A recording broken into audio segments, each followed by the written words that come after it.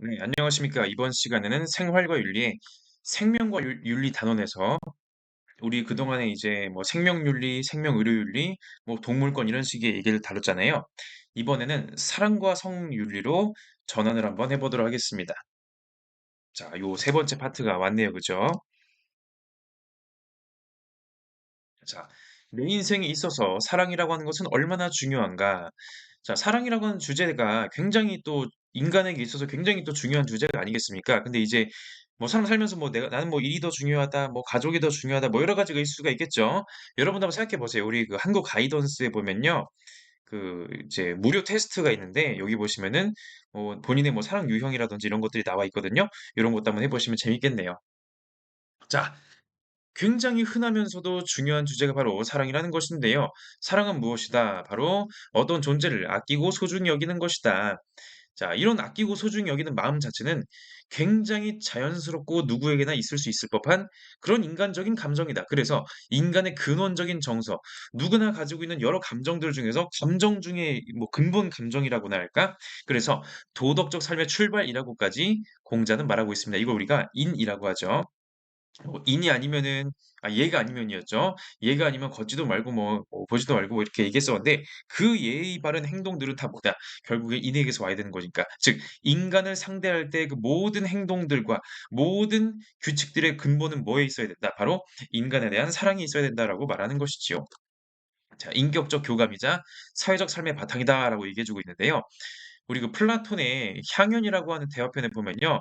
이제 그 소크라테스와 제자들과 이제 여러 사람들이 일종의 그 파티를 벌이고 있는데 그때 이제 얘기가 나오는 것이죠. 자, 시인인 아리스토파네스는 신화적인 설명을 활용하여 사랑의 특징을 설명한다. 인간은 동그란 모양이었어. 등과 옆구리가 볼록하고 네 개의 손, 네 개의 다리를 가졌으며 동그란 목 위에 똑같이 생긴 두 개의 얼굴이 달려 있었지요. 그래서 힘과 자신감이 넘쳐요. 이게 사각이 없잖아요. 이제 그 '나는 이제 신보다 더 대단한 존재가 아닐까?' 신에게 도전하고 분노한 올림포스의 신 제우스가 번개 딱 해 가지고 둘을 쪼개 버리는 것입니다. 자, 반으로 잘린 인간은 잃어버린 반쪽을 그리워하며 살아간다. 바로 이 순간 사람들이 서로에 대해 품는 선천적인 사랑이 탄생했지요. 사랑은 인간이 잃어버린 반쪽을 되찾게 해 주고 두 존재를 하나로 결합해 준다고. 그래서 잃어버린 나의 원래 반쪽을 찾아서 떠나는 여정이 바로 인간의 그 사랑 여정이다라고 말해주는 굉장히 또 아주 낭만적인 이야기 아니겠습니까? 나중에 여러분 써먹으시면 아주 좋겠네요. 그죠? 물론 이제 플라톤의 향연의 내용은 이런 남과 여 사이의 그런 육체적인 결합을 궁극적으로 추구하는 모습은 아니고요. 좀 더 지성적인 사랑, 나중에 이제 뭐 플라토닉 러브라는 방식으로도 이제 번역이 되는 그러한 형태의 사랑, 좀 더 지적인 형태의 교류를 이제 추구했던 그런 사상가이긴 했습니다. 자, 어쨌든 뭐 노래만 틀었다 하면 뭐 사랑, 뭐 이제 영화만 나왔다면 뭐 다 사랑이요. 자, 뭐 비틀스의 All You Need Is Love, 너가 필요로 하는 모든 것은 사랑이다. 영화 이제 라라랜드라든지 뭐 한국 드라마 기승전 사랑이다. 뭐 이제 의학 드라마, 의사들 이제 사랑하고 뭐 이제 경찰 드라마, 경찰들이 이제 사랑하고 법정 드라마, 법조계 인사들이 사랑하고 뭐 그런 얘기 아니겠습니까? 아니 뭐만 하면 다 사랑 얘기를 할 수 있겠지만은 또 그만큼 그러한 그 K 콘텐츠, K 드라마들이 또 전 세계적으로 또 이제 공감대를 불러일으키는 측면도 없잖아 있지 않습니까? 뭔 소리다. 사랑이다라고 하는 감정 자체가 모두에게 기본적이고 공감이 될 만한 아주 흔하면서도 중요한 주제의 감정이라는 것이에요. 자, 그래서 이 사랑에 대해서 우리는 에리히 프롬이라고 하는 사상가의 이야기 한번 보도록 하겠습니다. 에리히 셀리그만 프롬이다. 사회심리학자, 정신분석학자, 인본주의 철학자인데요. 자유로부터의 도피, 사랑의 기술, 소유냐 존재냐 이 책이 또 아주 유명하죠. 네, 오늘은 이 사랑의 기술 위주로 보도록 할 것이에요. 자, 사랑의 기술이다. The Art of Loving인데 자, 사랑이라고 하는 것은요. 당신은 사랑받기 위해 태어난 사람, 단순히 사랑받으려고 하는 것이 사랑이 아니라 내가 사랑을 능동적으로 지금 ing 쓰고 있죠, 지금. 동명사. 내가 사랑을 하는 거예요. 중요한 건 내가 이때 사랑하기를 할 때 어떻게 해야지 잘할 수 있느냐. 이것이 바로 사랑의 기술이라는 것입니다. 잘할 수 있기 위한 기술은 무엇일까? 능동적인 활동이자 기술이므로 배우고 훈련하고 연습함으로써 더 잘해질 수가 있다. 자, 어떻게 하면 연인을 만나네요? 이거 얘기하는 게 아니에요. 사랑의 관계를 어떻게 다 잘 유지하고 건전하게 유지하고 어떻게 성숙하게 발전할 것이냐에 초점이 있는 것입니다. 사랑은 수동적인 감정이 아니라 능동적인 활동이다. 사랑은 빠져드는 것이 아니라 참여하는 것이다. 그래서 사랑은 받는 것이 아니라 주는 것이다. 줌으로써 진정한 사랑이 활동으로서 구현된다는 것입니다. 자, 사랑이라고 하는 것도요, 누굴 사랑하냐에 따라서 종류가 아주 많죠. 자, 형제의 브로덜리, 이제 러브다. 드라마 각시탈 보시면요. 그 일제강점기를 이제 배경으로 해가지고, 이제 형제 간의 그런 이제 뜨거운, 뭔가 그런, 뭐랄까, 형제애가 이제 느껴지는 그런 그 모티브가 있거든요. 한번 보시고, 태극기 휘날리면, 야, 이거 대한민국 전쟁 영화의 제 생각에는 최고봉이 아닌가. 전 감히 그렇게 말하고 싶습니다만은, 자, 이 그 형제가 남과 북의 그 분단 상황에서 굉장히 비극적인 운명을 맞이한 이거 영화 마지막 장면에 이제 그 배경음악과 함께 이 눈물을 쏟지 아니할 수가 없다. 여러분 수건을 준비하셔야 돼요. 휴지 가지고는 안 돼요. 자, 그리고 부모의 사랑이 있죠. 부모가 자식에게 하는 사랑, 모성애, 부성애가 있습니다. 자, 재밌는 건 우리가 흔히 모성애라고 할 때 어머니의 사랑이라고 하는 것은 굉장히 숭고하고 당연한 거라고 생각하지만은 그것이 무조건 옳은 형태로만 이제 전개가 되느냐? 그렇지가 않다는 거죠. 그 원빈과 또 김혜자 이제 나오는 마더라고 하는 영화가 있는데 자, 그 모성애가 어떤 식으로 또 이제 작용하기도 하느냐라는 것을 굉장히 좀 그 예술 작품으로서 표현해 놓는 그런 영화가 되겠지요. 원빈은 새로운 영화 안 찍나? 어쨌든 자 부성의 자 아버지 사랑이죠. 자 크레이머 대 크레이머라는 영화가 있는데 두 부부가 그 아이 양육권을 놓고 이제 이혼하는 그런 그 과정을 다루고 있거든요.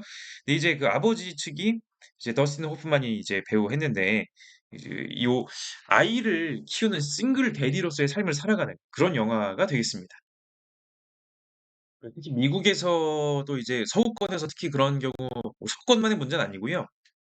일반적으로 이제 부부가 이혼을 한다고 할 때 그 어린 자녀의 양육권을 어머니 쪽이 가져가는 경우가 많고 법원에서도 그런 쪽으로 이제 인정하는 그런 경향성이 없잖아 있다라고 할 수가 있겠는데 이 크레이머 대 크레이머라는 영화를 보면서 그 아버지로서의 사랑과 헌신이라는 것도 무시할 수 없는 주제다라는 것을 우리가 한번 떠올려 볼 수가 있겠습니다. 자, 그다음 세 번째 성애다. 에로틱 러브다. 이제 에로스 하면 이제 그리스 신화에 나오는 그런 그 사랑의 또 신 아니겠습니까? 말 그대로 성적이고 육체적인 의미의 그런 사랑을 말하는 것이고요. 클림트의 그림도 한번 가지고 와 봤고요. 굉장히 그런 애착의 모습을 보여주고 있죠. 자, 네 번째 자기애다. 나르키소스 그 나르시스 이제 나르시시즘 이런 식의 얘기가 나오는 자기 자신을 너무 사랑한 나머지 죽음에까지 이르는 그런 비극, 자기애가 또 있겠습니다. 그리고 또 이제 신에 대한 사랑도 있다. 물론 이제 그 아우구스티누스랑 스피노자가 말하는 신에 대한 사랑은 전혀 다른 내용을 가지고 있긴 한데 이런 것도 있다라는 것입니다. 즉 사랑이라고 하는 것은 종류가 많아요. 근데 종류가 어떤 것이든지 간에 물론 신에 대한 사랑은 좀 예외일 수 있겠는데 자 어쨌든 이 네 가지 1, 2, 3, 4번 보호, 책임, 존경, 이해가 필요하다는 것입니다. 보호가 무엇이냐? 상대의 생명과 성장에 대해서 적극적인 관심을 가지고 보호한다. 말 그대로 상대방이 잘 성장하고 잘 클 수 있도록 보호해주고 이끌어주는 거예요. 도와주는 거예요. 책임, 상대방의 요구에 책임 있게 반응한다. 내가 저 사람을 사랑하니까 내가 원하는 대로 저 사람이 움직여야 돼. 저 사람은 내가 하고자 하는 대로 내 뜻대로 해야 돼. 그렇지 않으면 날 사랑하지 않는 거야. 이런 식으로는 곤란하다는 것입니다. 책임은 뭐다? 상대방의 요구에 내가 반응하는 것이죠. 물론 이제 성숙한 사랑의 관계라고 한다면은 나도 반응하고 상대방도 반응하는 서로가 서로에게 반응하면서 성장하고 변화하는 모습이어야 한다라는 것인데 물론 이게 사실 쉽지는 않아요. 저도 뭐 이게 쉽다라고 전혀 생각하진 않지만은 그런 과정에서 성장하는 거겠죠. 세 번째 존경. 상대방을 있는 그대로 존중하는 것이다. 소유냐 존재냐. 저 사람은 내 거가 아니에요. 그렇기 때문에 내 맘대로 할 수가 없다는 것이죠. 그 사람이 있는 그들의 모습을 인정해 주고 존중해 주는 것이 중요하다는 것입니다. 아니 그럼 사람들이 다 다른데 어떻게 되나요? 이제 뭐 사랑의 힘으로 참고 뭐 그러는 거죠 뭐. 도저히 못 참을 정도다. 뭐 그러면은 관계가 유지되기 힘들겠지만은 적당히 참을 만하다 그러면 이제 참고 사는 거죠. 그죠? 자, 그다음 마지막 이해와 지식, 상대방의 개성을 알고 이해하는 것이다. 자, 이런 식의 것들이 모여 가지고 유치한 사랑에서 성숙한 사랑으로 갈 수가 있다는 것입니다. 영화 노트북에 보시면요. 젊은 남녀의 사랑 이야기가 나오는데 사실 진짜 하고 싶었던 얘기는 젊은 남녀의 사랑 이야기가 아니었고 결말까지 보셔야 돼요. 아시겠죠? 야, 이것도 마지막 장면에서 이제 야, 갑자기 마지막 장면이 갑자기 보는데 그 눈앞이 갑자기 흐려져요. 이거 어떻게 된 거지 이거? 눈물이 막 글썽글썽할 수 있는 그런 영화란 뜻이에요. 자, 니마 그 강을 건너지 마오. 76년 동안의 그런 이제 부부의 그런 그 사이좋은 모습은 어떻게 가능했을까? 바로 이 네 가지가 있었기 때문에 가능했다는 것입니다. 우리 매리지 스토리 결혼 이야기라고 하는 영화가 있는데요. 요건 이제 그 제목은 결혼 이야기인데 내용은 이혼 이야기거든요. 그래서 어떻게 이제 이혼하게 되는가? 결국 이 네 가지의 부족함 때문에 이혼하게 된다는 것을 이제 알 수가 있습니다. 사랑의 능동적 성격은 준다는 요소 외에도 언제나 모든 사랑의 형태에 공통된 어떤 기본적 요소들을 내포하고 있다는 사실에서 분명해진다. 이런 요소들은 보호, 책임, 존경, 이해 등이다. 사랑의 보호가 포함되어 있다는 것은 자식에 대한 모성애에서 가장 명백하게 나타난다. 어머니가 자식을 충분히 보호하지 않는다면 아무리 어머니의 사랑에 대한 보증을 듣더라도 우리는 진실한 사랑이라고 감동하지 않을 것이다. "사랑합니다. 사랑합니다." 말로만 하면 뭐 무슨 말이 무슨 소용입니까? 행동으로 줘야 된다는 뜻이죠. 보호에는 책임이란 측면이 포함되어 있다. 책임은 다른 인간 존재의 요구에 대한 나의 반응이다. 책임을 진다는 것은 응답할 수 있고 응답할 준비가 갖추어져 있다는 뜻이다. 서로가 서로에게 응답을 해 줘야겠죠. 만일 사랑의 세 번째 요소인 존경이 없다면 책임은 쉽게 지배와 소유로 타락할 것이다. 존경은 어떤 사람을 있는 그대로 보고 그의 독특한 개성을 아는 능력이다. 존경은 다른 사람이 그 나름대로 성장하고 발달하기를 바라는 관심이다. 자, 그 사람마다의 그 방식과 스타일이 있는 것이고 그 사람에게 적합한 인생의 길이 있는 거거든요. 그러니까 예를 들어 부모가 자식을 사랑한다고 할 때도 부모가 원하는 방식으로 자식의 인생을 재단하려고 하면 안 되고 이끌려고 하면 안 돼요. 자식에게 어울리는 방식으로 그 자식의 특유의 허용된 방식으로 해야 된다는 것이죠. 그게 존경이라는 것이죠. 뭐 연인도 뭐 부부도 자식도 부모도 누구도 소유물이 아니니까. 어떤 사람을 존경하려면 그를 잘 알지 않고서는 불가능하다. 이해는 다른 사람을 그의 관점에서 볼 수 있을 때만 가능하다라고 네 가지 요소를 얘기해 주고 있습니다. 자, 이런 질문도 있어요. 서로 전혀 모르고 지냈던 두 사람이 그들 사이에 놓여있던 벽을 허물고 하나가 되었다고 생각하게 될 때, 이런 합일의 순간은 인생에서 가장 유쾌하고 흥미있는 경험 중에 하나일 것이다. 특히 고립되어 사랑 없이 지내던 사람들에게는 더욱 멋지고 기적적인 경험이 될 것이다. 가장 친밀해진 이 기적은 특히 성적 매력과 성적 결합에 의해 주도되고 이와 결합될 때 더욱 촉진되게 마련이다. 자, 성적인 결합과 성적인 그런 그 전개는 그 뭐랄까 관계를 깊게 하는 데 있어서 아주 빠른 방식 중에 하나라는 뜻이죠. 그러나 여기 이 그러나부터 항상 중요하죠. 이런 유형의 사랑은 그 성격상 지속적이지 못하다. 즉 성적인 방식으로 동력이 주어지는 사랑은 즉 상대방을 사랑할 때 단지 성적인 이유로 사랑한다? 이건 오래가기 힘들다. 두 사람이 점차 친숙해지면 그들의 친밀감으로 발생했던 사랑의 기적적인 특성은 서서히 사라지게 되고 마침내 서로에 대한 적대감과 실망감 그리고 권태감과 최초의 흥분은 흔적조차 없어지게 된다. 질리는 것이고요. 재미가 없는 것이고요. 흥미진진하고 흥분되고 그리고 설레고 이런 것들 옅어진다는 뜻이죠. 그러니까 그런 것들에만 사랑의 감정의 근원을 이제 그런 것들로만 본다면은 그 관계 오래되기 어렵다는 것입니다. '아 이제는 설레지 않으니까 사랑하지 않는구나.' 이렇게 되면 곤란하다는 것이죠. 설렘만이 사랑의 요소는 아니란 뜻. 그러나 처음에는 이 사실을 알지 못한다. 사랑의 실패를 극복하는 유일한 방법은 그 실패의 원인을 살펴보고 사랑의 의미를 배우기 시작하는 것이다. 이때 해야 할 첫 번째 작업은 삶이 하나의 기술, 아트다. 이듯 사랑도 기술이라는 사실을 인식하는 것이다. 즉 사랑을 더 잘하기 위해서는 앞서 얘기했던 네 가지 바로보다 보호, 책임, 존경, 이해라는 것을 써먹을 줄 알아야 되고 실제로 쓰란 말입니다. 자, 우리 스턴버그라는 학자는요, 사랑의 삼각형을 제시해 주기도 하는데요. 자, 친밀감, 열정, 책임감, 결론은 뭐다? 이 세 가지가 다 필요하다. 세 개가 다 없으면요, 이거 사랑도 아니고요. 친밀과 낭만만 있다? 자, 친밀과 열정만 있다? 낭만적 사랑이네요. 책임감이 빠져 있네요. 부족합니다. 마찬가지 두 가지만 있어서는 부족하다. 친밀, 열정, 책임 세 가지가 다 있어야 된다는 뜻이고요. 여러분이 어떤 사랑의 관계를 구축을 할 때 이 세 가지가 다 있느냐라는 것을 꼭 검토해 보시기 바랍니다. 자, 그다음 사랑이 있으니까 이번에는 조금 더 나아가서 성에 대한 이야기도 한번 다뤄봐야겠지요. 자, 이때 그 성이라는 것이 무엇이냐? 우리 사전적인 의미를 보면요. 자, 사람이나 사물 따위의 본성이나 바탕, 이거는 네이처죠, 네이처. 그러니까 우리 맹자나 순자 할 때 성선설, 성악설 했었잖아요. 그럼 본성. 인간의 그런 기본적인 그런 속성 이런 것들을 말하는 게 바로 네이처로서의 성이 되겠고요. 자, 남성과 여성, 수컷과 암컷의 구별 또는 남성이나 여성의 육체적인 특징, 이게 바로 우리가 말하고자 했던 성이 되겠고요. 하나 더 있죠. 남녀 육체적 관계, 성의 관계, 그리고 성관계와 관련된 여러 가지 것들을 포괄하는 성의 의미가 있겠고요. 불교에서는 뭐 이제 그런 뭐 오운과 평등과 진여, 요거는 우리가 지금 여기서 다루고 싶은 건 아니고, 자, 이제 그 인도 유럽어에서 명사 대명사의 특징적인 문법 범주, 남성형, 여성형, 중성형 단어가 있다는 것인데, 자, 요거가 우리가 직접적으로 다루는 이번 시간의 메인 주제는 아니긴 한데, 이것도 여러분 기억은 해두세요. 무슨 말이냐면요. 아니, 단어에, 예를 들어 프랑스어, 독일어에, 스페인어에 단어에 성별이 있다니까요. 볼펜이 남성형 명사래요. 달이 여성형 명사래요. 뭐 이런 식입니다. 왜 남성, 여성이라는 게 어떻게 된 거지? 요것도 이제 우리가 은근히 볼 만한 요소가 될 수가 있습니다. 다음번에 보도록 하면 좋겠네요. 일단은 사전적인 의미의 성은 그렇고 우리 생물과 윤리 단계에서는요. 성을 크게 세 가지로 보고 있다. 첫 번째, 생물학적인 성이다. 말 그대로 생물학적인 신체 구조.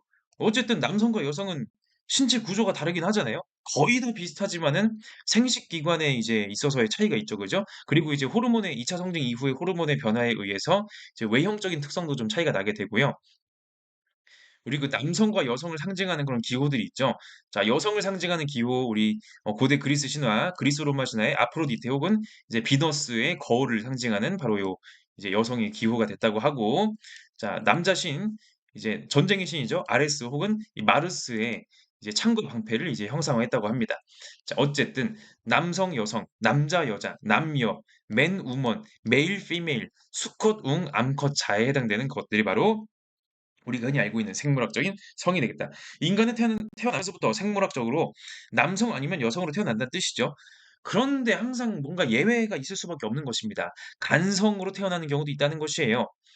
혈류가 월경, 아이고, 요즘을 보는데 왜 이 피가 나는 거지? 알고 보니 나는 남성의 생식기를 가지고 있었는데 알고 보니 자궁이란 것이 안에 또 있었다. 그래서 33년 만에 여성의 생식기도 나에게 있었구나라고 하는 충격적인 그런 발견하기도 하고요. 본인에게 굉장히 충격이었겠죠? 남성과 여성 중에 양자택일을 해야 되냐? 보통 태어날 때는 둘 중에 하나를 이제 수술해서 없애거나 할 수도 있겠는데 이거 없애는 게 꼭 맞는 거냐? 없애지 말고 살 수는 없는 거냐? 너무 이상하게 보지 말아야 되는 거 아니냐? 그렇게 태어난 건데 이런 입장도 가능하다는 것이지요. 자, 두 번째, 사회 문화적인 성이다. 자, 남성, 여성이 단지 육체적으로만 태어나는 것이 아니라 사회 문화적인 의미에서 젠더란 말을 되게 많이 쓰는데 남성 다음과 여성 다음. 남자라면 이래야지. 여자라면 이래야지. 야, 남자답게. 야, 여자답게. 이런 식의 내용들 바로 보다. 사회 문화적으로 구성된 성이란 뜻이에요. 생물학적인 것을 넘어서서 인간들의 행동과 관습을 규율하는 그런 의미의 성 개념이 되겠습니다. 우리 시몬 드 보부아르가 이제 그 장폴 사르트르의 또 계약 결혼으로 유명하지 않습니까? 제2의 성이라고 하는 책을 또 썼던 철학자이기도 한데 이런 말을 했다고 하네요. 우리는 여자로 태어나는 것이 아니라 여자가 되는 것이다. 사회적인 관점에서 여자로서 만들어진다는 뜻이죠. 과연 그것이 한 명의 여성으로서 개인으로서 개인의 자유를 억압하거나 혹은 전체 일부분으로 환원시켜 버리는 거 아니냐? 부당하게 특정한 방식을 여성으로 규정함으로써 그렇지 않은 여성들을 배제해 버리는 논리가 되는 거 아닐까? 이런 식의 걱정할 수가 있겠네요. 자, 여성이 이제 여성처럼 행동하면은 이제 그 뭐랄까 좀 덜 떨어진, 좀 모자란, 그러니까 여성다운 행동은 굉장히 모자란 것처럼 이제 취급을 하는데, 근데 뭐다?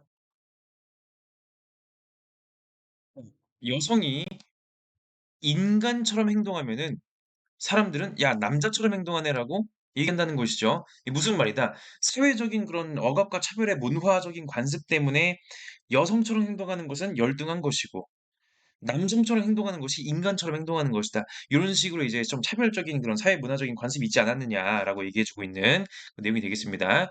아무래도 시몬드 보부아르가 2차 세계 대전을 이제 전후로 해서 살았던 사람인데 어쨌든 그 근현대 시대 사람이라 하더라도 근현대 국가라고 해서 성차별이나 이런 게 지금 완전히 없었다라고 볼 수가 없는 거죠. 그죠? 자, 우리 뭐 맨박스나 보쉬라는 게 있다고 하는데요. 자, 남성은 스스로가 강인해야 하고 여성보다 우월해야 하며 분노 이외에 슬픔, 두려움 등의 감정을 드러내지 않아야 한다는 고정관념을 가지고 있다. 이걸 맨박스라고 하는 것인데 남자가 예를 들어서 강력하지가 않고 약한 모습을 보인다? 이 남자답지가 않은 것이에요. 이 불쌍한 아니 불쌍한 것도 아니고 그런 남자는 도태당하는 것이죠. 여성보다 좀 떨어진다? 여성보다 공부를 못한다? 여성보다 지적으로 좀 밀렸다? 여성보다 이제 뭔가 하여간 졌다? 이거 뭔가 덜 떨어지는 것입니다. 뭐 분노 말고 막 다른 슬픔, 두려움, 공감 이런 거 표현한다? 야, 그거 여자들이 나는 감정이지. 네가 그러고 있냐?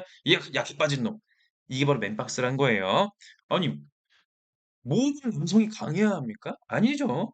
모든 남성이 우월해야 합니까? 아니죠. 모든 남성이 분노밖에 없는 겁니까? 당연히 아니에요. 그런 식으로 규정하는 사회가 바로 문제라는 것이죠. 자, 공격성, 독립성, 그 요거 이제 권력을 말하는 것이죠. 이런 것들을 가져야 남자고 이런 거 없으면 남자도 아니다. 라고 얘기하는 것들, 이거 과연 적절하냐? 는 것입니다. 물론 이런 것들에 대한 반론도 가능할 수도 있어요. 예를 들어서 이제 인류가 오랫동안 살아오면서 어쨌거나 수렵 채집인이나 선사시대의 그런 우리 유전자에 각인된 모습은 어쨌든 남성이 여성보다 더 강해야 되고 여성은 좀 더 섬세하고 공감해야 되지. 그런 집단이 살아남지 않았느냐, 그동안. 그게 우리의 그 인류 문명의 그 시작 이전부터 있어왔던 인류의 오랜 습관 아니냐, 이렇게 주장할 수도 있는데, 설령 그게 사실이라고 밝혀진다 할지라도, 정말 우리가 그렇게 살아야 하느냐? 사실과 당위를 구분해 볼 수는 있겠습니다. 자, 다음 미국에서 벤 보시 운동, 보시를 이제 금지하자는 운동인데 보시가 뭐다? 의스대는이란 뜻이래요. 주로 적극적으로 행동하는 여자에게, 그러니까 적극적이고 활발하고 리더십 있고 그런 여자에게 야 남자처럼 행동하네? 별로 보기 안 좋은데? 야 여자가 조신하게 있어야지. 가만히 있어야지. 야, 이제 남자가 리더가 가자는 대로 예하고 가는 거지. 왜 이렇게 나대는 거야? 이런 식으로 얘기하는 걸 뭐라 그런다? 보시라고 하는 거예요. 벤 보시 운동은 이런 보시란 말 쓰지 말자는 운동이다. 남자는 자신감, 자기 의견 당당하게, 여자는 친절, 보살피고 애정, 수용적이고. 이거 완전 사회문화적인 성고정관념 아니냐? 왜 꼭 남자가 그래야 되고 왜 꼭 여자가 그래야 되냐? 라고 하는 내용이 바로 되겠습니다. 자, 그다음 세 번째, 욕망으로서의 성이 되겠습니다. 자, 성적 관심이나 성적 활동 등 나의 성적 욕망과 관련된 모든 것을 포괄하는 이제 성의 개념인데, 성 주체성, 자, 나의 생물학적인 성은 이거고요. 성 정체성, 젠더 아이덴티티, 나의 그 성적인 그런 남성으로서 여성으로서의 나는 이런 존재인 것 같고요. 성적 지향, 나는 이러한 성행위를 추구합니다라는 것인데, 대표적으로 이런 이제 성적인 그런 정체성을 구성하는 여러 가지가 있죠. LGBT, L, 이제 레즈비언, 그러니까 여성이 여성을 향해서 이제 성적인 그런 욕망을 느끼는 거죠. G, 게이, 남성이 남성에게, 생물학적인 남성이 생물학적인 남성에게, B, 바이섹슈얼인데 이건 뭐냐면은 둘 다, T, 트랜스젠더. 나는 여성의 몸으로 태어났으나 남성으로 살겠다. 몸을 이제 성전환 수술하는 거죠. 남성이지만 여성으로 성전환 수술 이런 걸 말하는 것이에요. 자, 여러 가지 성적 지향이 전 세계적으로 있죠. 있긴 있어요. 있는데 이런 성적 지향이 일반적으로 우리가 생각하는 이성애, 남성이 여성을 좋아하고 여성이 남성을 좋아하는 성적인 의미에서 그런 게 우리가 일반적으로 알고 있는 이성애라고 하는 것인데, 그 외에 다양한 종류의 이제 성적 지향에 대해서 우리는 이제 성소수자로서 대하고 있는 거거든요. 성적인 소수자 말 그대로 숫자상으로도 소수고 권력상으로도 소수라는 뜻이에요. 아무래도 소수자라고 할 경우에는요. 단순히 숫자가 적다 힘이 약하다가 아니라 그 과정에서 발생하는 차별이라든지 그런 왜곡된 시선들이라든지 이제 뭐 그런 것들이 존재할 수가 있다는 것인데, 예를 들어서 이제 뭐 성적인 소수자란 이유로 길 가다가 갑자기 몰매를 맞아야 되느냐? 아니죠. 그죠? 성적인 소수자란 이유로 직장에 취업을 할 수가 없는 거냐? 그건 또 아니죠. 성적인 소수자라 할지라도 인간으로서 누려야 될 권리는 있긴 하다는 것입니다. 자, 그래서 성소수자의 인권 문제가 오랫동안 제기돼 왔고요. 이 문화권마다 다르죠. 예를 들어서 이제 어떤 문화권에서는 이제 성소수자, 게이다 그러면 이제 돌로 쳐 죽여라. 뭐 이런 문화권도 있고, 어떤 경우에는 이제 그 고대 그리스 이제 소크라테스 시절의 그 얘기들인데, 그 중년의 좀 이제 사회적인 위치가 있는 중년의 남성이 젊은 젊은 이제 그런 그 미소년을 이제 좀 지원하는 그런 좀 후견인으로서의 를 넘어서 일종의 그런 그 사랑의 관계라고나 할까? 그런 것들에 대한 묘사가 나오거든요. 그 플라톤의 향연이라는 책에도 그런 식의 묘사가 나와 가지고 그 젊은 청년이 그 이름이 뭔고 하니 그 소크라테스의 그 알키비아데스라는 제자가 있었는데 그 소크라테스와 알키비아데스의 그 일화를 기록해 놓은 그런 그림들도 있죠. 나중에 전쟁터에서 소크라테스가 구해 주기도 하고 뭐 이런 뭐 이야기들이 나중에 이제 아테네 정치 과정에서 막 휘말려 가지고 이제 뭐 하여간 여러 가지 일들이 있었는데 어쨌든 그 젊은 시절에 그 소크라테스의 그런 소크라테스가 나이가 훨씬 많은데 그 중년 소크라테스에게 그 흠모하는 그의 그런 지적인 그런 매력과 하여간 여러 가지로 이제 흠모해 가지고 이제 유혹을 한 장면이 나오거든요. 그러니까 결론은 뭐다? 유혹을 했으나 이제 알키비아데스가 외모가 굉장히 뛰어난 걸로 묘사가 됩니다. 엄청난 미소년. 그렇게 유혹을 했으나 소크라테스는 거기에 이제 동요하지 않고서 침착함을 유지했다라고 하는 그런 식의 그 내용으로 해 가지고 플라토닉한 뭐 그런 얘기들을 쭉쭉 전개가 되는 거거든요. 어쨌든 그런 문화권도 있었다는 것입니다. 자 하여간 이때 뭐 사회적으로 이런 성소수자들의 인권을 부당하게 침해한 사례가 뭐가 있을까? 이것도 우리가 얘기해 볼 수 있을 것 같고 성소수자에 관련된 이야기들 자체가 성소수자의 선택과 성소수자의 권리 인정이 어느 정도까지 허용할 수 있는 것이냐. 대표적인 예시가 이제 법적인 혜택으로서 결혼이 되겠거든요. 자, 우리 사회는 사회 유지를 위해서 결혼 제도를 긍정하고 있고요. 결혼 제도를 장려하고 있고요. 결혼 제도를 차별적으로 지원하고 있습니다. 뭔 소리다? 예를 들어 주택 청약을 할 때 신혼부부 특별 공급이 있어요.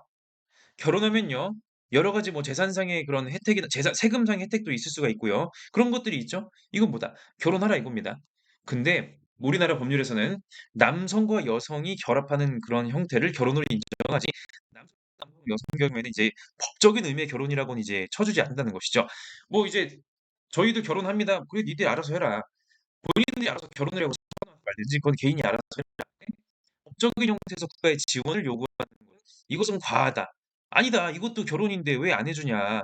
아니다. 결혼이라는 제도 자체가 애초에 생산과 이제 국가의 조직에 존재하는 것이기 때문에 당연히 이성애적인 관계에서 해줘야 된다. 아니다. 이성애적인 관계에서의 결혼 생활이 반드시 아이를 보장하는 것이 아니다. 딩크족은 어떻게 할 것이냐. 뭐 이런 식의 여러 가지 갑론을박이 존재하는 것입니다. 또한 애초에 동성애나 이런 그 성소수자로서의 성향 자체가 선천적으로 존재하는 것인가? 이거를 질병으로 여기는 경우도 있어요. 그 관점 차이일 수가 있는데 이건 일시적으로 어떤 어린 시절의 어떤 경험 때문에 그렇게 이제 하는 것이지 그 사람의 진정한 지향이라고 할 수가 없다라고 할 수도 있고 아니면은 아니다. 생물들마다도 일정 비율의 그런 그 동성애적인 성향을 보이는 생물들이 있다라고 얘기할 수가 있는데 아직은 그런 그 동성애나 그런 성소수자로서의 성향이 유전자의 어느 부분에 의해서 규정된 것이냐가 아직은 밝혀진 게 없는 걸로 알고 있거든요. 아직은 그 선천적이라는 근거는 아직은 없는 건데 따지고 보면은 선천적인 근거가 있어야지만 허용되는 것인가? 인간은 모두 유전자에 허용된 것만을 해야 되는 것인가? 이런 식의 얘기도 또 가능하겠죠. 자, 넘어갑시다. 되게 복잡한 문제들이 많아요. 자, 그래서 이 사람과 성의 관점에서 이 사람과 성을 어떻게 보아야 되느냐? 크게 세 가지. 보수주의, 중도주의, 자유주의가 있다. 당연히 보수주의와 자유주의가 제일 재밌고요. 왜냐면 입장이 딱 나뉘는 게 제일 재밌죠. 중도주의가 그냥 가운데 있는 건데 하나씩 보도록 하겠습니다. 자, 첫 번째, 보수주의. 전통적인 사고방식이죠. 성의 근본은 뭐다? 결혼과 출산이에요. 아니, 애초에 성 자체가 결혼과 출산을 위해서 있는 거란 뜻이에요. 그러므로 성행위라는 것은 결혼한 부부끼리만 해야 돼요. 혼외 관계 금지. 결혼 이전 안 돼요. 결혼하고서도 딴 사람 안 돼요. 그 부부 결혼의 그런 부부 안에서 신뢰와 사랑이 더해져야지만 정당하고 도덕적인 성관계란 뜻입니다. 자, 우리 목적론적인 세계관을 이제 주장했던 사람들 봅시다. 아리스토텔레스와 아퀴나스가 있죠. 모든 것에는 고유의 목적이 있다. 성의 목적은 뭐죠? 출산과 재생산이다. 우리 눈의 목적은 뭐예요? 보는 거. 코의 목적은 뭐예요? 냄새 맡기. 혀의 목적은 뭐예요? 먹고 맛보고 하는 거죠. 생식 기관의 목적은 뭡니까? 이거 생산이잖아요. 새로운 생명 태어나게 하는 게 근본적인 목적이잖아요. 당연히 성행위는 뭐에 맞춰서 맞게 해야 된다? 근본 목적에 맞게 해야 된다. 예를 들어 눈이 보는 목적을 가지고 있어요. 눈을 막 빼가지고 막 다른 막 책상 다른 데 써. 이상하잖아요. 머리카락의 근본적인 목적은 뭐죠? 보호하는 거죠? 야, 이 머리카락을 가지고서 이거를 이제 강화, 이 집에 불 지르는 재료로 써야겠다. 이상하잖아요, 그죠? 원래 목적에 맞게 써야 된다. 그래서 목적에서 벗어난 행위는 비도덕적이라는 뜻입니다. 자, 토마스 아퀴나스. 지문 볼게요. 성은 적절한 자손의 번식과 자손의 양육을 위한 것이다. 따라서 생식이 이루어질 수 없는 방식으로 성적 결합이 이루어지는 것은 인간의 선과 명백히 반대되며 분명히 죄가 된다.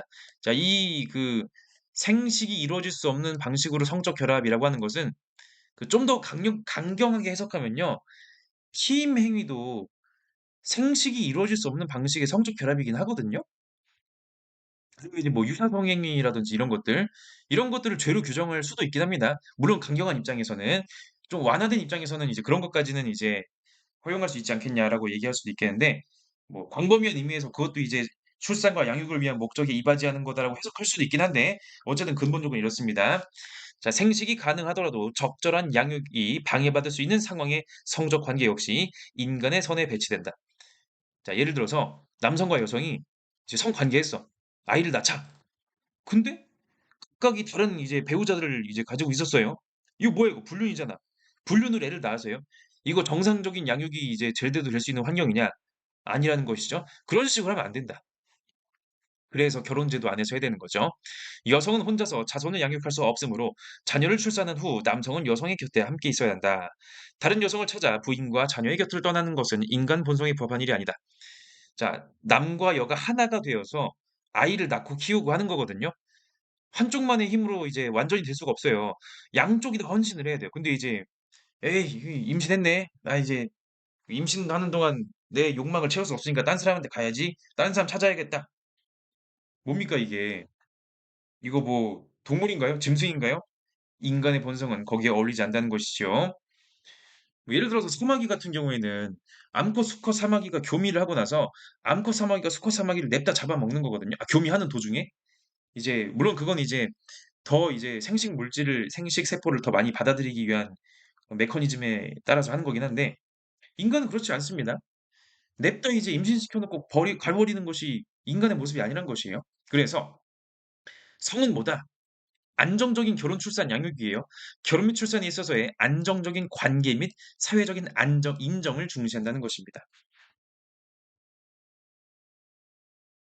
그래서 한편으로는 헬레니즘 사상의 금욕과 절제를 강조하는 스토아 학파와 에피쿠로스 학파 혹은 불교와 기독교 등에서도 성을 보수적으로 이제 접근하고 있는데, 행복을 위해서는 쾌락의 추구를 줄이는 것이 현명하다는 것입니다. 쾌락을 많이 추구하면요, 많이 달성하기 힘들어요. 왜? 인간의 욕심은 끝이 없으니까. 그러나 내 마음의 욕망을 줄이는 것은 충분히 가능하다. 성적 쾌락은 절제하는 것이 바람직하다. 애초에 에피쿠로스파, 스토아파의 사상은 절제를 강조하기 때문에 절제해야지 행복해질 수 있다고 보거든요. 음식을 절제하고요. 내 출세의 욕망을 절제하고요. 성적인 쾌락도 당연히 절제해야지 좀 더 평온한 의미의 행복이 가능해지는 것입니다. 이 성적인 걸 극대화하려고 막 찾으려고 막 동분서주하고 이제 매일매일 이제 그 유흥을 막 찾아다니고, 이거 얼마나 행복과 거리가 먼 것이냐라고 얘기해 주고 있고요. 오히려 공허하고 허무할 뿐이다. 자, 칸트 보도록 하겠습니다. 칸트. 자, 여기서도 칸트가 나왔네요. 근데 물론 이제 이 보수주의 관점에서의 칸트가 우리 수능 레벨에서 나올 정도의 것이냐는 모르겠어요. 근데 어쨌든 칸트 내용도 소개해 드릴게요. 자, 칸트는 인간성의 정시 항상 기억하셔야겠죠. 인간을 단순히 수단으로서만이 아니라 목적으로 대우하라. 근데 칸트가 보기에 성행위는 타인의 몸을 점유하고 이용하는 거예요. 나의 쾌락적인 분출을 위해서 상대방을 도구로 쓰는 거예요. 인격을 수단화하기 때문에 원칙적으로는 부도덕한 것이 성행위다. 성행위만 놓고 보자면은 이거는 안 하는 것이 맞다. 그러나 결혼 내에서는 용서가 된다. 가능하다. 허용된다. 왜? 애초에 결혼 관계 자체가 두 사람이 각각의 인생을 완전히 상대방에게 헌신하기로 약속하는 것이기 때문에 그런 약속의 관계, 강력한 신뢰의 끈 안에서는 가능하다는 것입니다. 자, 그래서 이 보수주의의 내용을 요약하자면은 결혼 전까지는 성관계 하지 말아야 돼요. 왜? 결혼 관계 안에서만 정당하니까. 왜? 결혼 관계 안에서 하는 것만이 원래 목적인 결혼, 출산, 양육을 안정적으로 이행할 수 있기 때문에 전통적인 관점이죠, 이게. 플러스 결혼한 다음에는 결혼한 배우자 외에 다른 사람은 찾지 마라. 성관계 하지 마라. 외도, 바람 뭐 이런 거 안 된다는 뜻이죠. 강조하는 덕목, 금욕, 절제, 순결, 정절, 정조, 지조 이런 것들을 강조하는 거죠. 그 우리나라의 전통 사회에서도 이런 정절과 지조를 이제 강조했기 때문에 그 남편이 이제 그 죽고 나서 심지어 일찍 죽었다고 하더라도 그렇다고 이제 막 무조건 새로운 남자를 찾아야 되는 것이 아니라 정절을 지키면서 살았던 여성들을 이제 그 지방 단위에서는 굉장히 뭐랄까 높은 사람으로 높은 이제 경지를 가진 걸로 평가했던 그런 역사도 있긴 했었어요. 근데 어쨌든 이런 것들을 이 보수주의라는 것은요 어디까지나 그 성의 근본 목적이 결혼 출산에 있다라는 것이지 남성 우월의 사회를 만들자 이런 건 아니거든요. 그래서 특권주의적인 의미의 가부장주의랑 보수주의를 혼동하시면 안 돼요. 이 두 가지가 특정 사회에서 같이 나타나는 경우는 있겠지만은 근본적으로 같은 내용은 아니다라는 뜻입니다. 그러나 보수주의도 역시 비판점이 있으니까 우리가 얘기하는 거겠죠. 너무 경직된 거 아니야? 너무 이제 성의 목적을 너무 제한하는 거 아니야? 성을 통한 인간의 즐거움도 있을 텐데 너무 지나치게 억압하고 너무 억압해 놓으면은 심리적 부작용 나온다. 우리 프로이트 같은 사람들은 어릴 때부터의 그런 성에 대한 억압적인 접근이 그 아이가 자라나면서 이제 그런 이상 행동 뭐 여러 가지 반응들을 뭐 트라우마 이런 것들을 불러일으킬 수 있다라고 지적한 사람이죠. 자, 또 하나 가치다원적인 사회에서 다양한 가치가 공존하는 사회에서 보수주의 이거 과연 괜찮은 거 맞냐? 시대에 어울리는 거 맞냐?라는 것이고요. 자, 그리고 과학기술의 발달 맥락을 반영하지 못하는 것인가? 자, 분명히 성행위는요, 임신, 출산으로 이어질 수 있어요. 정말 큰 책임질 수 있는 거 맞는데, 과학기술의 발달에 의해서 성행위가 반드시 임신, 출산으로 연결되지 않을 수가 있게 됩니다. 피임 기술이 다양해졌죠. 예를 들어서 뭐 이제 그런 기구를 씌우는 것도 있고요. 아니면 남성의 그런 그 정자가 나오는 통로를 막아버리거나 지져버리는 방식도 있죠. 그 여러 가지 방식들이 있기 때문에 반드시 출산으로 연결되지는 않는다는 뜻입니다. 보수적인 가치관이 도입된 사회적인 맥락과 괴리가 된다. 반대로 말하면 보수적인 맥락이 도입됐었던 사회에선요. 보수적인 이런 접근이 필요했다는 것이에요. 특히 그 나의 자식, 나의 후손이라는 것은 굉장히 중요한 의미를 가지고 있는 거거든요. 제2의 나가 부부가 결합을 해서 제2의 나를 만드는 것입니다. 근데 여성 입장에서는요. 내가 배불러서 내가 배 아파서 내가 낳은 아이라는 것을 확실하게 보증할 수가 있죠. 왜냐? 내가 품었으니까. 낳은 거 내가 봤으니까. 그런데 남성 입장에서는요. 저 뱃속에 있는 아이가 정말 내 아이가 맞냐? 정말 내가 뼈 빠지게 돈 벌어 가지고 이 가정을 부양해서 저 아이를 키우는 것이 맞냐? 라고 하는 의구심이 항상 쌓일 수밖에 없습니다. 그래서 오해하시면 안 돼요. 부부관계가 실제로 그렇다는 것이 아니라 이 생물학적인 피로 이제 사회적인 그런 이런 내용들이 도출된 경위를 말하는 것에 불과해요. 예를 들어 보세요. 그 뻐꾸기 일화 아시죠? 그 웬 새가 있는데 알을 낳았어. 알 하나 낳아 가지고 키우려고 하는데 웬 놈이 나타나 가지고 지 알을 낳고 도망가. 그 알에서 얘가 먼저 태어나 가지고 얘를 이제 땅으로 떨어뜨려 버립니다. 혼자 먹이 차지하죠. 얘는 뭐야? 얘는 원래 이 알의 그 어미였는데 엉뚱한 녀석 밥만 주고서 힘 다 쓰네. 정작 자신의 유전자를 퍼뜨릴 수가 없네요. 자신의 유전자가 오히려 끊겨 버렸네요. 헛수고했네요. 이거 이제 죽 써서 개중꼴이 됐네요. 이런 식의 일이 일어나지 않도록 여러 가지 사회적인 장치를 도입하는데 그중에 하나가 바로 보수주의라는 것이고요. 그 대표적인 게 자녀의 성을 지을 때 남성 쪽의 성을 따라가는 경우가 있잖아요. 그것도 사실은 남성 쪽이 그런 내 자녀라는 보증을 내세우기가 불확실한 측면이 있기 때문에 사회적으로 그런 장치들을 씌워 놓은 것입니다. 물론 여러 가지 해석이 존재하겠지만은 자, 그다음 중도주의 가보도록 할게요. 중도주의 말 그대로 중간이에요. 보수주의. 임신, 출산 이게 제일 중요하다. 반대로 자유주의는 자유롭게 해라. 중도주의는 뭐다? 중간. 뭐다? 성의 근본은 사랑이다. 쉽게 말해서 사랑만 있으면 성적 자유와 책임의 그 범위 안에서 하면 된다는 뜻이에요. 결혼 전에 하는 성관계도 여기선 허용이 됩니다. 단, 상호 간에 사랑이 있어야지만, 사랑의 서약이 전제되어야지만, 우리는 서로 사랑하는 관계이면서 우리가 서로에게 헌신하기로 했습니다. 결혼이 아니더라도 라는 방식의 약속이 있어야지만 된다는 것이고요. 완전한 쾌락주의랑 구분하셔야 됩니다. 단순히 쾌락 때문에 하는 게 아니란 뜻이죠. 물론 이것도 이 중도주의는 무슨 주제의 중도주의이든지 간에 항상 이제 이런 문제가 있어요. 무슨 문제다? 도대체 그 중간이 어딘데? 사랑, 자유, 책임, 이거 다 필요하다. 동시에 추구하는 과정에서 의미가 좀 모호해집니다. 어느 정도부터 어느 정도까지가 사랑이냐? 자, 임신 출산이면 확실하잖아요. 사랑은 어느 정도까지야? 어느 정도까지가 자유인 거야? 어느 정도가 책임인 거야? 몰라요. 그때그때 규정하기에 따라 다른데, 자, 예를 들어 남녀가 만났다 쳐요. 자, 나도 중도주의예요. 나도 중도주의에 둘 다 중도주의라고 하는데 서로 생각하고 있는 게 다를 수가 있습니다.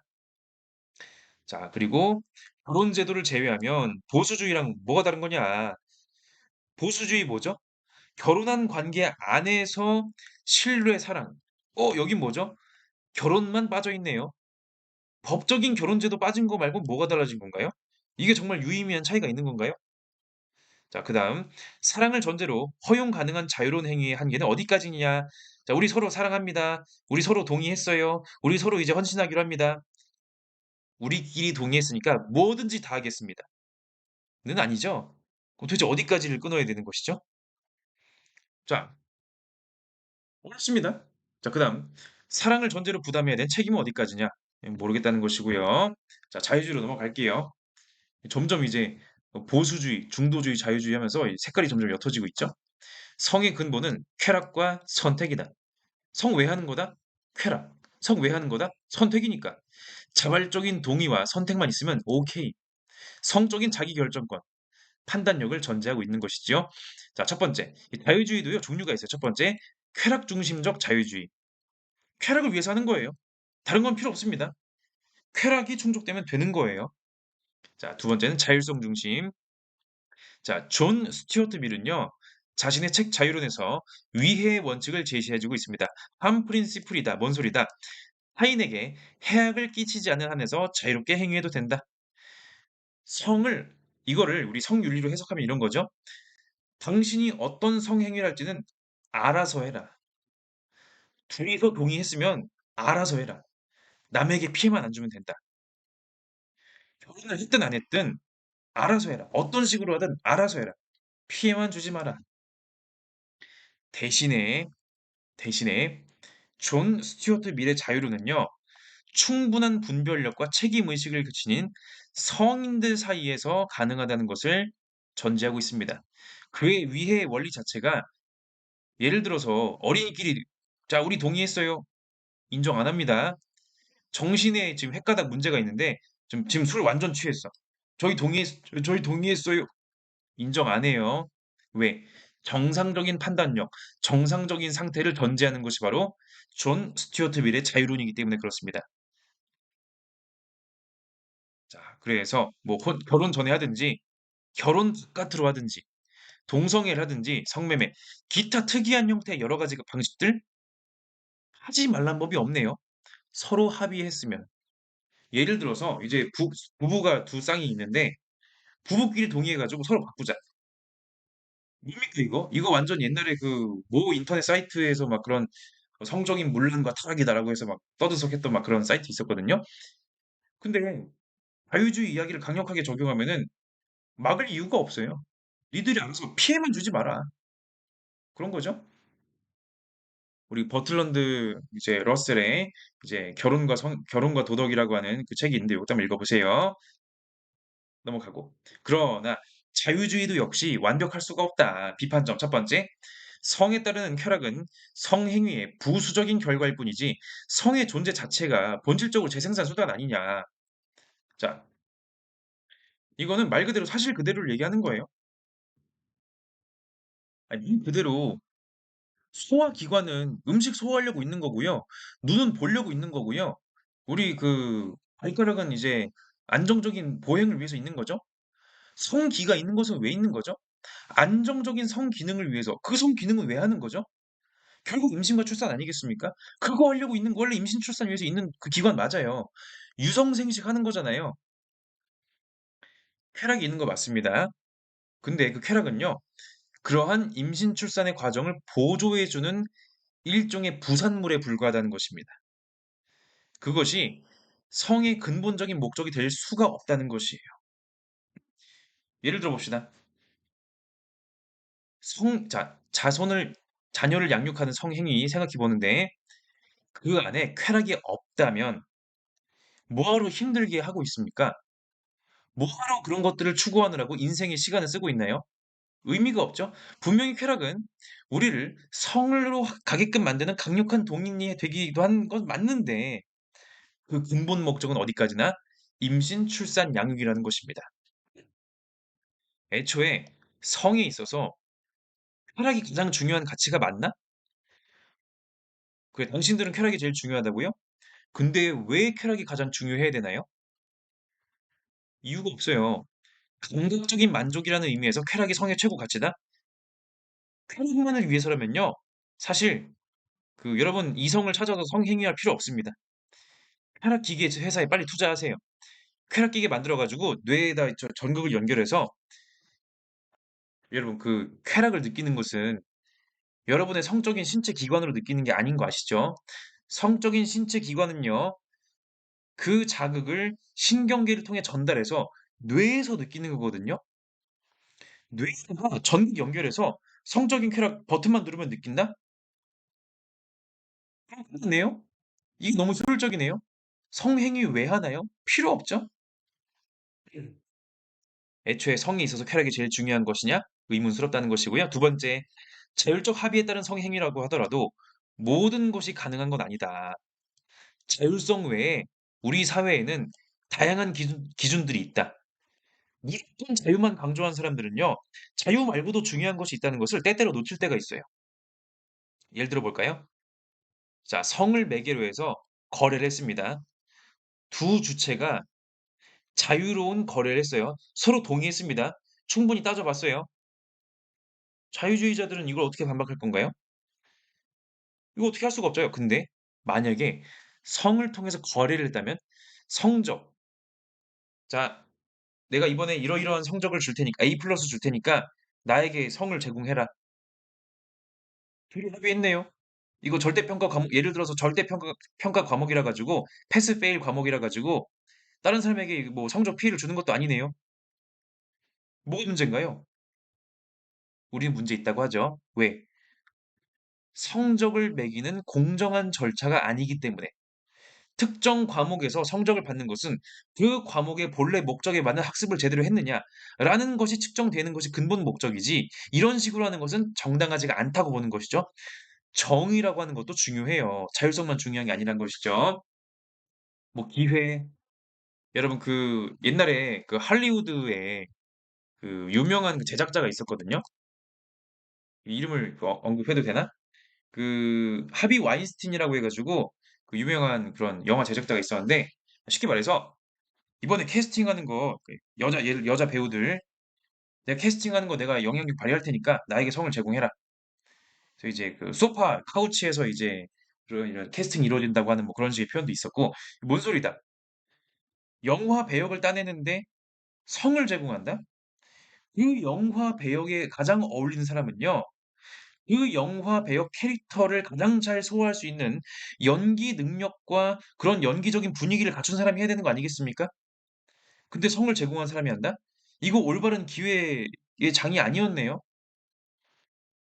자, 그다음 절박한 처지. 자, 당신 되게 경제적으로 어렵군요. 나에게 성을 제공하면 내가 돈을 주겠습니다. 이거 과연 맞는 건가? 자, 이런 것들 자율적인 합의에 따라서 한다고 해서 모든 것이 다 허용되는 거 아니란 뜻이죠. 자, 이런 식으로 해서 성과 사랑의 윤리를 보게 되었고요. 사랑과 성의 윤리 이 안에 여러 가지 측면들이 있다는 것을 확인할 수가 있겠고요. 우리 수능에선 주로 에리히 프롬의 이야기랑 별로 어렵지 않게 나오겠죠. 그리고 이제 그 세 가지 보수주의, 중도주의, 자유주의 요 세 가지가 주로 이제 셋 중에 둘이 주로 나오거든요. 갑을 해가지고 이제 공통점과 차이점 나오는데 이 정도 위주로 하시면은 수능 문제를 푸는 데는 별로 어렵지가 않거든요. 근데 중요한 건 뭐다?